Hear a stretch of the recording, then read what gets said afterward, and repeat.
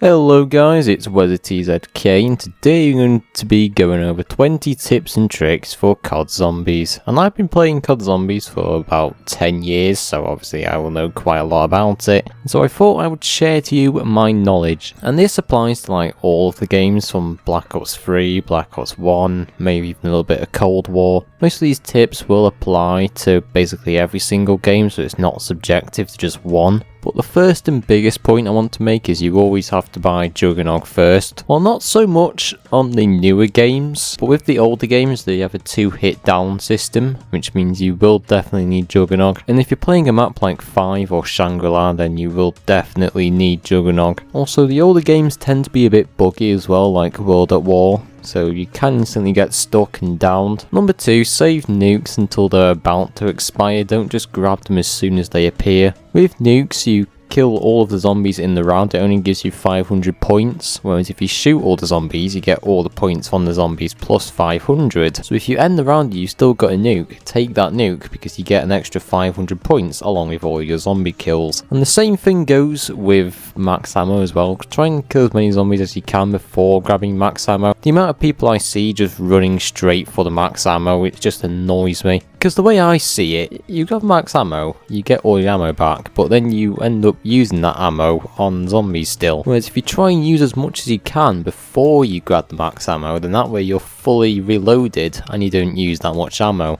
Tip number 4, some maps you can actually crouch on machines and get plus 100 points. This only really works for like the mods in COD Zombies games like Black Ops 3 and above. On some maps you can actually crouch on the machines and you get plus 100, which is pretty cool, which does help towards buying perks, doors, weapons. It's only a one-time use as well, so once you've done it you can't get an extra 100. And not to mention if you've got double points as well and you crouch on the machine you get plus 200 instead of 100. Tip number 5, if you hold grenades in your hand they will actually explode on impact. I see quite a lot of people just throwing grenades regularly, which isn't bad, but they take ages to explode. Whereas if you cook them in your hand and then throw them, they'll actually blow up on impact if you time it right. And this is really good for killing a bunch of zombies at once, and then you don't have to wait for the grenade to go off, because grenades can still roll around in the game, so you're probably going to end up rolling off somewhere. Whereas if you have sticky grenades, they'll obviously stick to the surface, but you can't cook the sticky grenades. You can only do that with the regular grenades.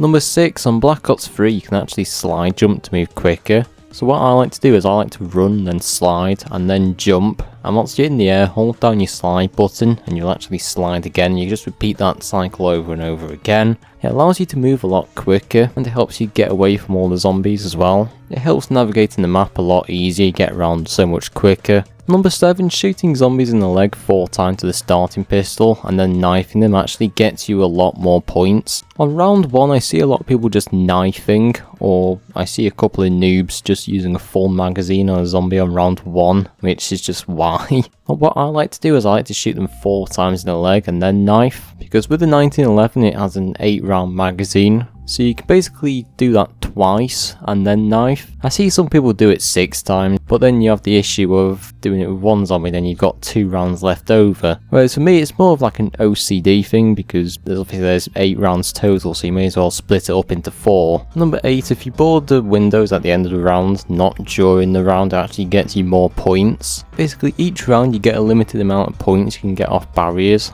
There's about 250 I think, and then it doesn't give you any more points. Whereas if you wait until the end of the round, until the next one starts, it actually resets that timer, so you do get more. I see quite a few people just bordering up every window, they don't get any points from it. Whereas if you wait until the next round you can still get points off it and border it up. Number 9, don't have wonder weapons or important weapons in the mule kick slot. I've made this mistake a couple of times, I know quite a few people would have. Basically how mule kick works is it gives you a 3rd weapon. If you go down with mule kick you will lose your 3rd weapon. So just don't have a wonder weapon or an important pack-a-punch weapon in that slot, because you will lose it. You won't be able to get it back. The only way you could get that back is if you buy it off the wall at full price, or if you get it out the mystery box again. Number 10, you don't always need to run away to get away from hordes of enemies. All you really got to do is like walk slowly and they can't even hit you. I see many people just running around a lot, using up all their stamina, whereas you literally, all you have to do is just walk and the zombies can't even hit you. Also running and jumping in short bursts is really good as well.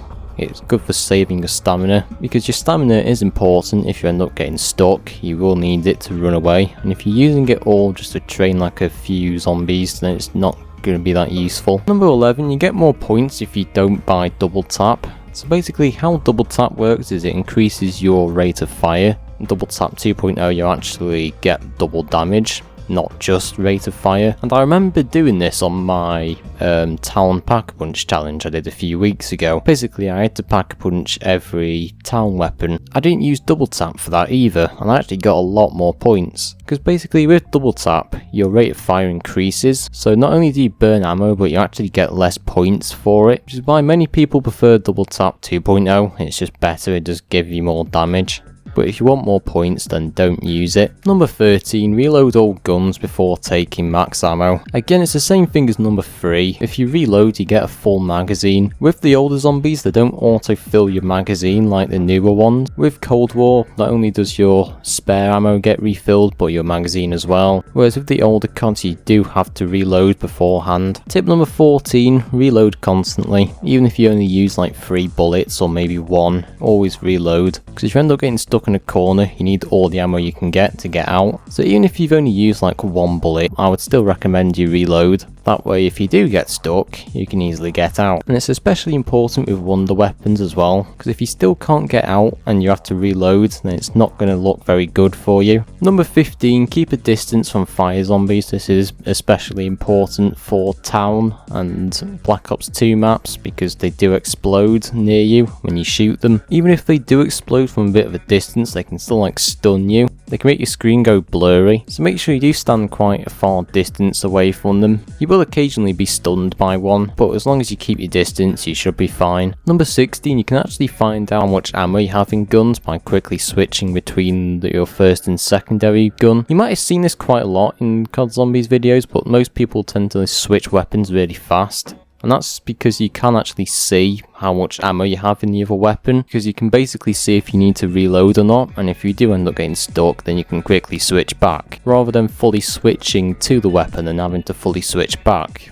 That way you can easily get out of a situation. And number 17, just like number 15, is basically just the same thing. Be aware of surroundings. For example, Town has fire and lava, especially near the pack-a-punch machine. I played quite a few public Town games. I see quite a few people going down there because they don't realise there's fire there. So if you are pack-a-punching on Town, be careful of your surroundings, and also be careful on any map in general, because there will be some things that will get you down. Number 18, Speed Cola can actually repair barriers faster, but not on every game. Most modern CODs allow you to repair barriers a lot faster, whereas with the old CODs, the Speed Cola perk doesn't actually allow you to repair barriers that fast. So it really depends on which game you're playing for this to be effective. Number 19, this is an obvious one, but throw grenades away from you. I have done this a few times where I throw sticky grenades that end up sticking to a zombie. They end up running really close to me and they end up getting themselves stunned. So if you're using sticky grenades, just make sure you throw them at the ground or away from you. That way the zombie doesn't run towards you with it and stun you, which can make for an easy down if you're not careful. And finally, number 20, characters can actually run out of stamina quite fast, so be aware of running for a long time. This relates to number 10 again. You don't really need to use your stamina to train zombies. You can basically just walk around them, they can't do very much. So do save your stamina in bad situations in case you need to get out. You can run and jump in short bursts as well. It doesn't use that much stamina. If you got stamina up, of course, you will have a lot more stamina, but if not, do be careful of your stamina as it can easily run out. It's not infinite either, so if you do end up using all your stamina and you end up getting stuck, then you're kind of screwed. So again, that's why I just like to walk around enemies rather than running, because that way you can use your stamina for more important things like getting out of bad situations. But anyway, this is where I'm going to end the video here. If you got any more COD Zombies tips, leave them below. I'd like to hear them. Join the Discord if you're new. Don't forget to like and subscribe, and I'll see you in the next video.